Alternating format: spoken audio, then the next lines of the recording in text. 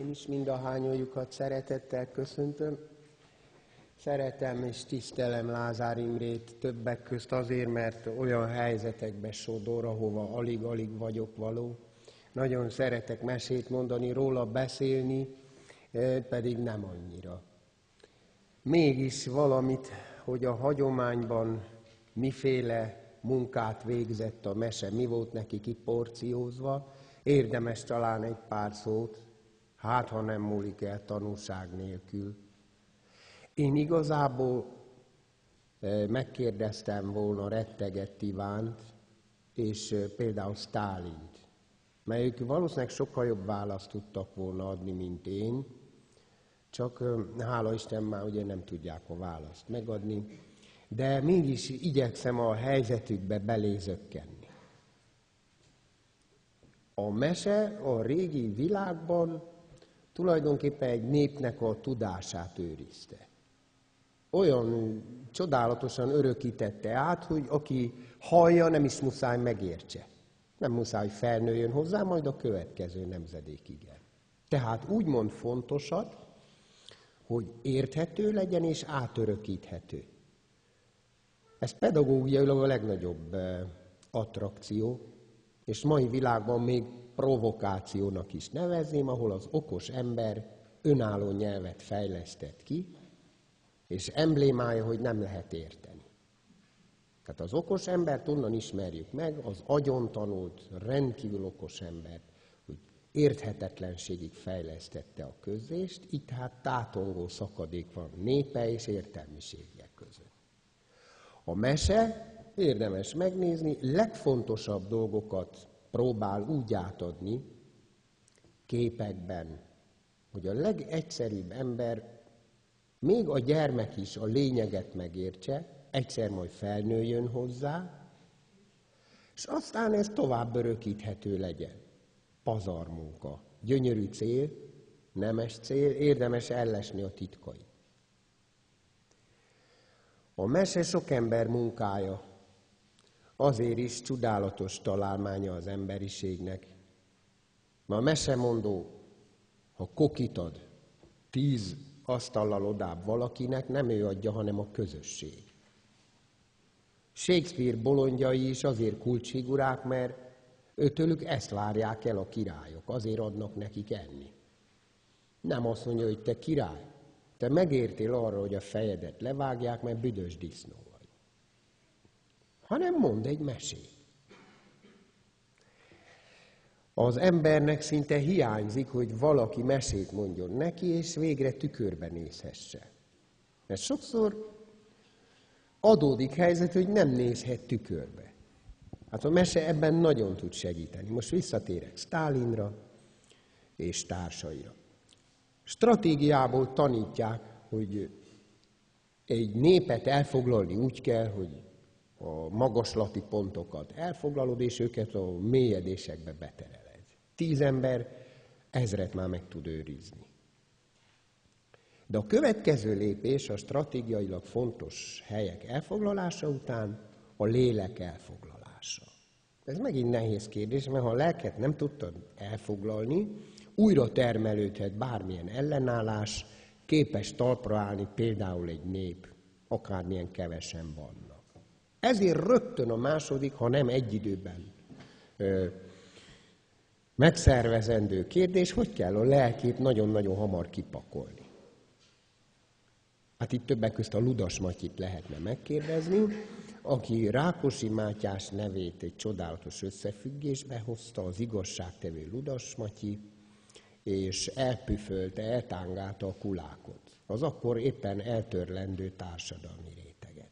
Ezért egy népet sértett meg olyan tulajdonságaiban, amiről nem tehet, hozta magával. Ezt megcélozta, megrajzolták, és egy nép megvásárolta a lapot, és saját magán röhögött. Ezt átvette a kabaréműfaj is, ahol a nem pesti nyelven beszélő ember, az mindig a tudatlan, a mindenről elmaradt, korlátolt embernek a jelvénye lett. Tehát ez a munka tulajdonképpen igen sikeres.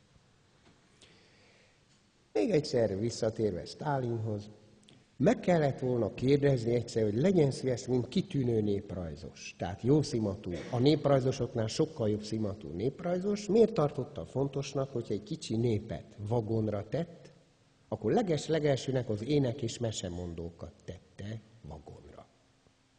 Miért kellett volna megkérdezni? Biztos, hogy ezek ekkora kincsek tulajdonosai? Kazakoknál úgy hívták őket akinok. Akin. Régen a mese, az ének, ezek a hosszú énekek egy és ugyanaz a műfaj. Amit prózába abba hagyott, felkapta, énekben folytatta.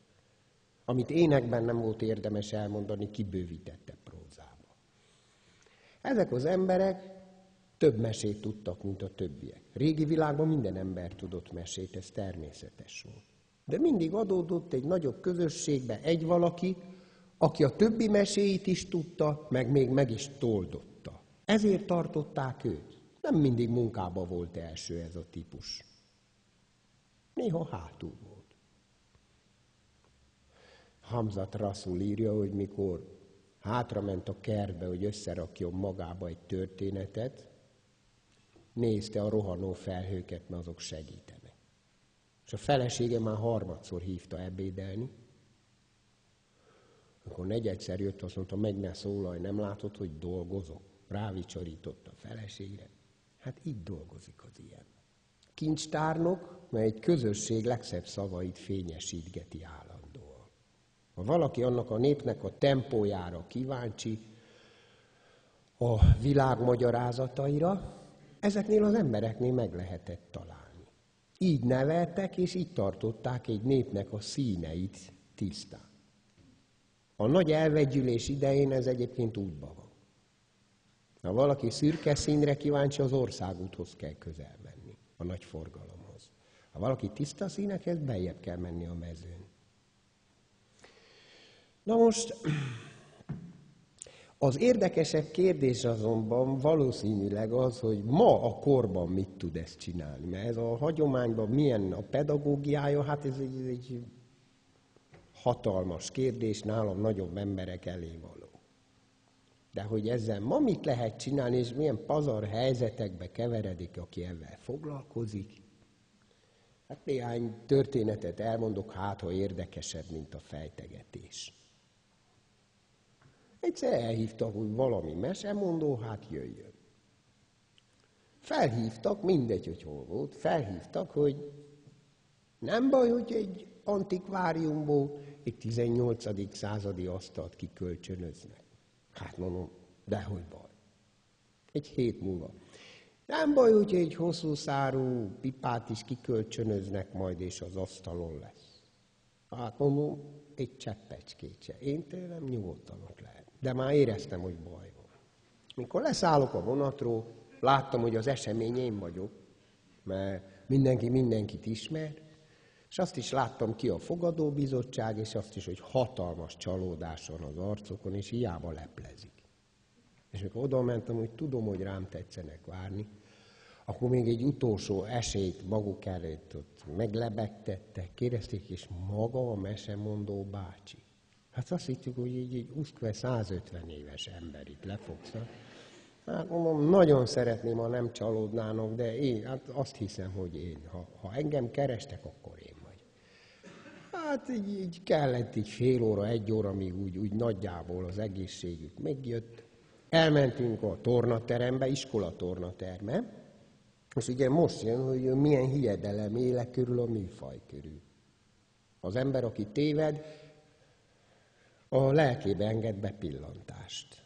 Úgyhogy hálás vagyok, mert a hipotézisek ilyenkor jönnek ki. Hát a következő volt. Tornaterem. Azon féltek, hogy ez a mesemondó ember, ha meglátja a bordásfalat, akkor ez kizökken a helyzetéből, tehát házi szőttessel leborították az összes bordásfalat. Ami ott a környéken volt, az mind.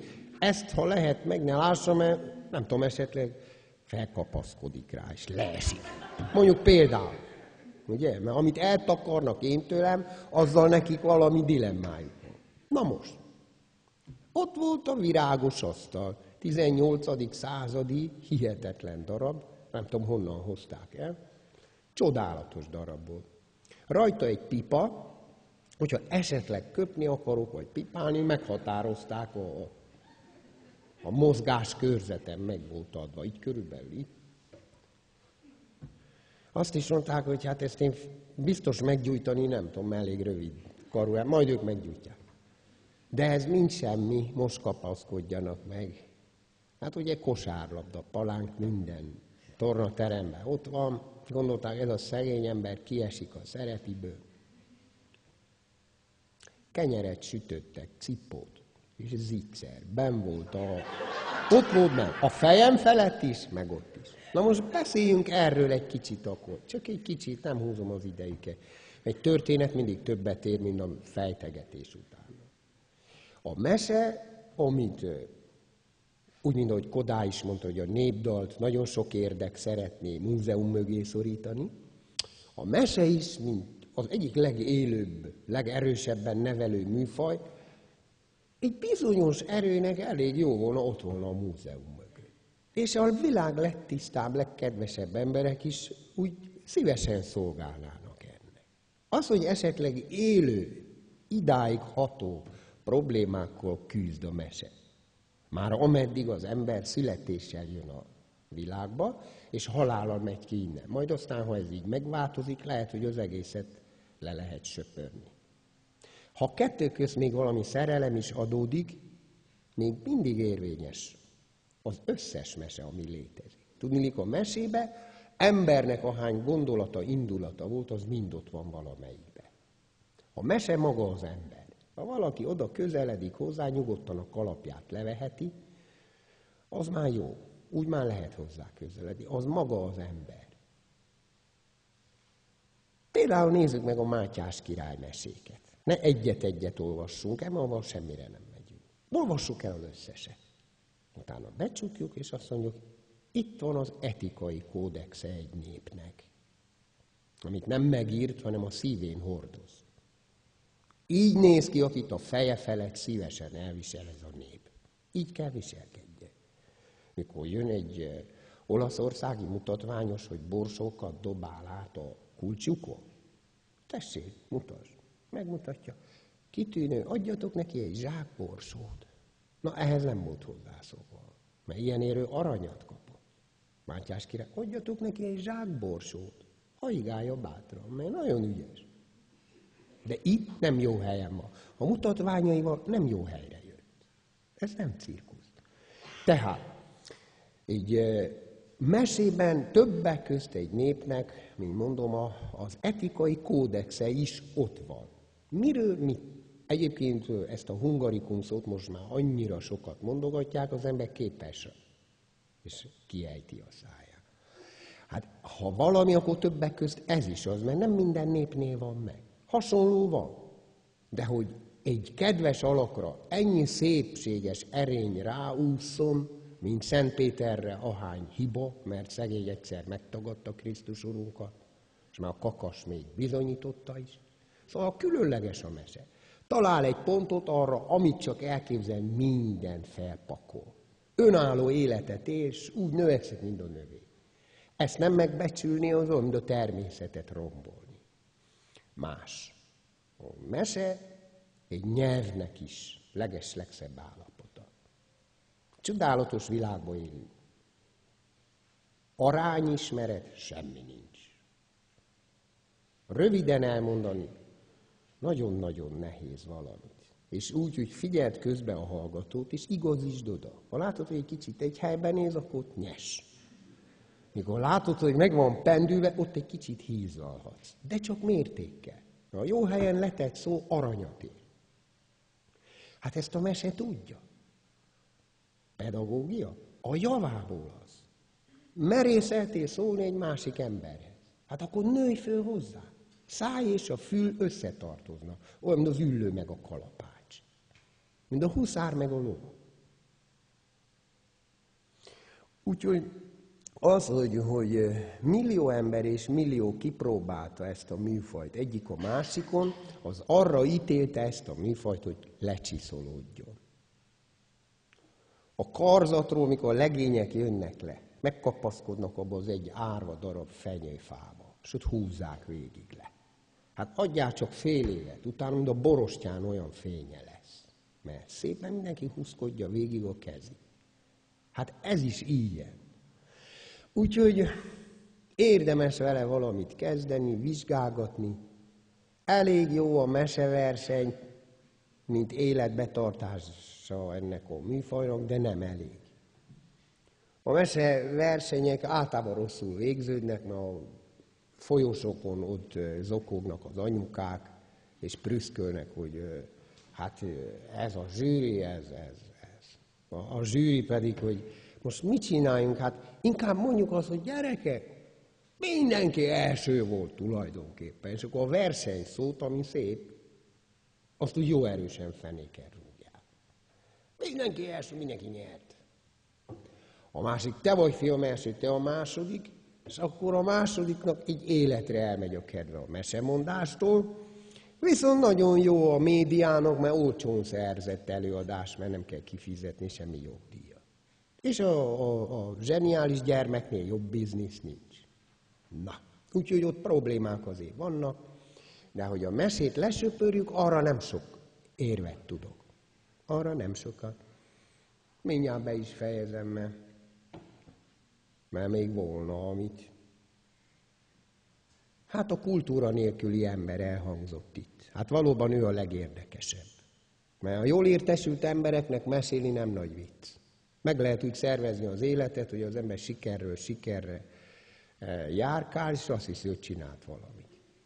A legérdekesebb az az ember, aki egyébként gyűlik, mint látható, akinek azt mondják kultúra, a lábát a nyakába kapja, és elszalad. És én igazat adok neki, mert az utóbbi időkben ebben a szóval annyiszor becsapták, és túl fáradt ahhoz, hogy rájöjjön, hogy azért van ott még más is. Mert látástól vakulásig dolgozik, marad egy láda sör, meg a horgászat, és nehéz kibogozni ebbe a hangzavarba, mi van most. Tehát ő egy érintetlen ember. Ha ővele nem tudunk valamit kezdeni, nagy baj van. Minden hadviselésben, ugye, ahol lőnek, van fekvő, térdeplő, állósor. Mind másra jó. Hát a mese az első sorba kitűnő. A világ legsüketebb rendezvényein, ahol ez a mindenki sétifikál, tudod, szól valami zene messze, a körhinta is, ott nem tudom, nyikorog. Ez a kávéját isza, az a borát is, nézd, süketebb. Mindenki, hogy mit keresek itt ebbe az életbe? 3-szor felbotlik a gulyáslevessel, semmi értelme az egésznek, de ki van pipálva. Megcsináltuk. Na most, ilyen áldatlan helyzetben például a mese kitűnő lehetőség. Mert először azt nézik, hogy ez az ember, ez nem normális, és ez nagyon jó. Arra fölkapják a fejüket. Egyébként teljesen olyan, mintha beszélnek. Csak valami nem. És utána, amikor, hát ugye az első 5 percet, ha megnyerted, tiéd az egész. Akkor elejtik a gulyáslevest, kikapcsolják a telefont. Elfelejti, hogy ő a babájáért jött, mert beül a hátsó sorba, hogyha rossz a rendezvény, ő hazamegy. De elfelejti, ott marad. Na ezért érdemes én szerintem a mesét hordozni a tájon, és a legnagyobb nevelő hatást ekkor ér el. Mondok konkrét példát. Kedves igazgató barátom, hát ez régi történet, technikumnak. Van még ilyen szó, hogy technikum? Nincs. Na, technikum. Vagy van, vagy sincs. Szinte mindegy. Hát olyan helyt volt, hogy a gyermekeknek a mennyországképe, emlékszem, a Yamaha motor volt, mert tehát ruhátalan leányokat azt megértettem, de hogy ennyi Yamaha motor az égen, a földön, gödörbe, vízbe. Tehát a fa tetején. És ez volt már akkor megjelentek fülbevalós legények, akkor ezek a kapucnik. Itt se vagyok. És akkor eltönték a fülüket zenével, és ez volt úgy a frekvencia. Hát gondoltam, bevonulok a mosdóba előadás előtt, mindig javít rajtam. Hát melyek? Ott vannak a figurák. Ott a tanár úr nem látja. Fújj! Onnan, mint a cseppkő, úgy lógtak le. Azt mondja, hogy te! Hát ez a diri, ez nem normális. Azt mondja, Jó, ezt tudjuk. Bizonyítsd. Hát valami mesemondót hív ide a nyakunkra. Ez azt hiszi, hogy mi gyerekek vagyunk. Gyerekek, bocsássatok meg, megengeditek, hogy oda menjek? Tessék csak. Hallgatom őket, hogy mégis milyen a világképük. Jövök vissza, annyira megdöbbentek, hogy ezzel mi már találkoztunk a WC-be, ezzel a gyanús emberrel. Leghátsó sorba becsücsültek, kapucni fel, zenét be, láb előre, védekezésű. Soha. Ezt nem. Na most, hogy ilyenkor az ember így pedagógiai szempontból mit csináljon? Hogyan találjon részt egy kirabolt lelkű ifjúsághoz, akinek egy láthatatlan kéz kipakolt mindent a legfontosabb polcairól? Bizony, semmi, egy másodpercig se. Takarodj innen. Belehalok, ha te itt csinálsz valami. Rendkívül érdekes a helyzet. Hát persze, hogy a szerelemről az ember már így a magasabb iskolájában. Oda szotyogtattam nekik 2-3 mondatot, mert a mese ugye erről is tud. Hopp! Hullottak ki a fülhallgatók. Kapuzni le, a gyermekek így fel voltak herrenve, hogy mi a helyzet. Oda szorultak a 2 fülük közé. A gyerekek, ne is foglalkozzatok vele, hogy ez mese. Tehát ilyennel ti ne ijeszgessétek magatokat. Csak hallgassatok nyugodtan. Az ember a fülit azért kapta ajándékba, ugye?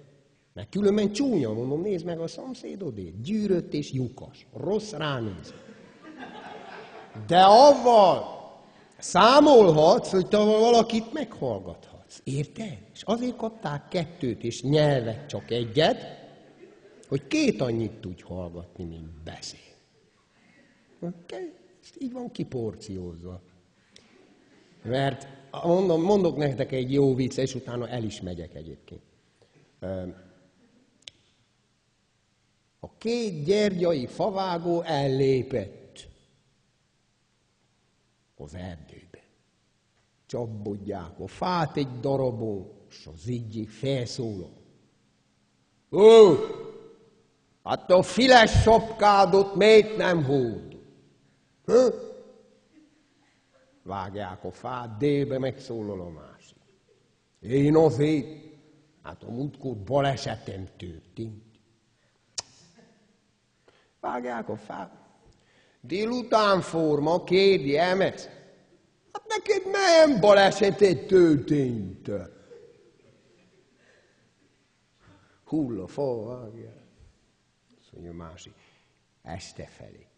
Nekem olyan, hogy pálinkával kínáltok, és nem hallottam meg. Na most, tudom, hogy nem nagy vicc, tudom, hogy nem egy olyan csillogó nagy vicc, de azt viszont érezzük, hogy korszakos. A füles sapkát ingyen osztogatják. Ilyen világon fizetnek, hogy megkaphass. Viszontlátásra.